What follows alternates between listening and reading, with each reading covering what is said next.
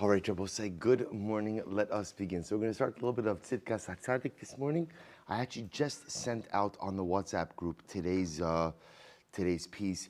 We were actually in the middle of a different piece in Os Mem Gimel, but I figured today, with the beginning of the new Masechta, we would start a new piece in Tzidkas Hatzaddik as well. And the Mir Hashem will come back, because we'll see the truth is Mem Gimel, Mem Daled, and even Mem Hey are all somewhat connected to each other. So we'll start something new today, finish up Mem Daled together, and then Amir Hashem restart Mem Gimel. So the Rebbe writes as follows. This is in Seif in Os Mem Daled. Really incredible. Mishi yesh lo tshuka gidol taiva sagov. So we'll say here, the Rebbe, part of the beauty of Tzidkas Hatzaddik, and in general, many of the Sifrei Chasidus is a willingness to address the reality of the human condition and the struggles in which we all engage in. So actually, we're going to take a look at this through the lens of the Be'urei HaChasidus. So if you have the PDF that I sent out, it's page Kuf, which is the first page that you have, in the Be'urei HaChasidus, which is the middle section. So just for those of you who haven't seen this before, the top is Reb Tzaddik, the middle is this Be'urei HaChasidus, this explanation, not translation, but really like a targum, an explanation on it, and then footnotes on the bottom. So in the middle section, Be'urei HaChasidus, right-hand column, bottom of the column, Mem Daled. Acher shezbar la'el, ad kama gadol hu otzim koach ha'yitzhara. It's supposed to say in Sif Mem Gimel, which we started, and then Amir Hashem we will resume. We started speaking about the power of the Yitzhara. And Hatzaddik actually introduced us to this idea that there are two different types of Yitzharas, right? There's the Yitzhara that HaKadosh Baruch Hu, that the Ribono Shel Olam puts into me, an innate Yitzhara, and then there's Yitzhara, unfortunately, of my own creation. A Yitzhara that is created because I repeatedly make bad decisions over and over again. Are you checking? You'll check the lights. Okay, no, it's okay. That I make over, thank you, that I make over and over again. I make over and over again, and therefore I strengthen that Yetzirah, unfortunately, because I keep reinforcing bad decisions. And Reb Tzaddik highlighted the idea about an incredible yesod, that the Yetzirah that is innate, the Yetzirah that HaKadosh Baruch Hu creates for me, that I have the ability to overcome. But sometimes, amazingly enough, the Yetzirah that I create for myself, sometimes that's much more difficult to contend with. So that was last Sif. Ve'hein b'mishi yesh li yetzer gadol kazeh, shehi afshar ba'adam lekofo. To the point that a person can have a Yitzhara that becomes so strong, thank you. It's so strong, a Yitzhara that is so overwhelming that a person literally cannot combat it on their own, but they require the assistance of the Ribono Shel Olam. Yispar kan, so in this Sif, so I'll say that was the last Sif, which we started, we stopped, and in Mir Hashem we will resume. But he says, Yispar kan, in this Sif we're going to focus on something a little bit different. Shemitziusa v'kiyuma shel taivas hayetzer b'leiv ha'adam, eino hochacha v'raya klal apichusa v'shel. So listen to these words. In this Sif we're going to speak about the idea that just because I have taivas, just because I have desires, does not in any way make me less of a holy person. So we'll say what Reb Tzaddik is willing to contend with over here is he's gonna take away, he's gonna remove perhaps one of the most incorrect yet profoundly destructive mindsets, which is that if I was truly a holy person, I wouldn't have the struggles I have. Right? If I was truly a holy person, then ultimately, again, I would not contend with the Yitzaharas that I possess. And Reb Tzaddik goes on, he says, that's not true. A person can be incredibly holy, but yet have dramatic struggles as well. He goes on the left-hand side of the Tzidkas Hatzaddik, Mishi yeshlo teshuka gidola l'taiva saguf. Suppose if somebody has incredible, overwhelming physical desires, someone possesses what he calls Shuka Gidola Taiva Saguf, a strong desire for physical desires. A person should not become sad as a result of this. Va'al lo lachshov shadavar mochiach at kama pogum hu benafsho mechevan sheyesh lo teshuka kol kach lidvarim pechusim ke'elu. And a person should not think to himself, "Ay, what a sorry state I am in, that I possess desires for these lowly physical things." So I'll say, you hear what the Tzaddik is saying?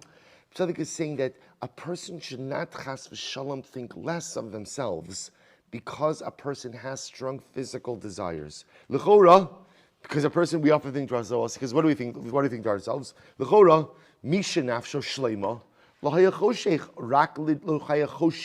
rak lidvarim ruchniyim bilvad, v'lo l'taivas shiflus ke'elu. So I will say a person, because what do we normally think? If I was really holy, I wouldn't have these base physical desires. Holy people don't have these kind of desires. Holy people don't want the kind of things that I want. And the fact that I have these base, carnal, physical desires really highlights my fundamental lack of ruchnius.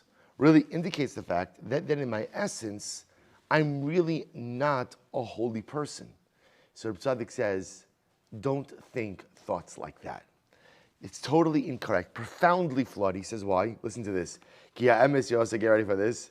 Sha'ad Rabba. Tzaddik says, in fact, it's just the opposite. Adam sheyesh lo tshuka kazu.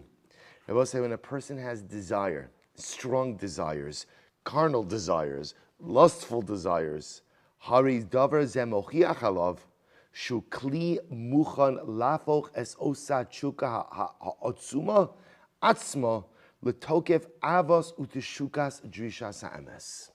See, Rabbi say what Rabbi Tzaddik is going to highlight over here, before I translate the words, he's going to highlight one of the most profound yisodos we have in Yiddishkeit. Desire is a koach.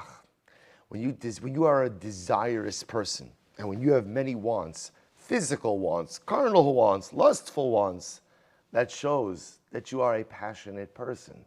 That shows that you are a person with tremendous kochos. It shows ultimately again that you are not one who's just a flatline, dispassionate, uninterested individual, but rather, again, at the end of the day, highlights that inside of you are tremendous, overwhelming kochos. Tremendous, overwhelming kochos. Look at his words now. He says, when I have those desires, what does that show? That I am a kli muchan. Kli muchan. I am a kli, I am a utensil, which is prepared, which is ready. La foch es osa teshuka hatzuma atzma, to take that fundamental, profound desire. He goes on, litokef avos utshukas krishas emes. Also, what do I have to do? All I need to do is switch everything around, right? All I need to do is, we'll say one word, channel. It's all about the ability to channel, all about the ability to redirect kochos in the right way. The fact that I desire things, and yes, my desires may be wrong. I may be desiring all of the wrong things, but at the end of the day, that highlights the fact that I have incredible koach. That highlights the fact that I have an incredible drive, and all I need to do is find a way how to somehow rechannel that in a different kind of direction. Listen to what he said. Listen to these words. Ki yetzer tov v'yetzer ra echad. What a strange statement I will say. Because the yetzer tov v'yetzer ra, it's all the same thing. It's all the same thing. What does that mean? Zelu mazeh. It's two sides of the same coin. B'shnei chalali halev. They both come from the cavities of the heart. So, in Chassidus will say there's this concept that the right side of the heart is for good.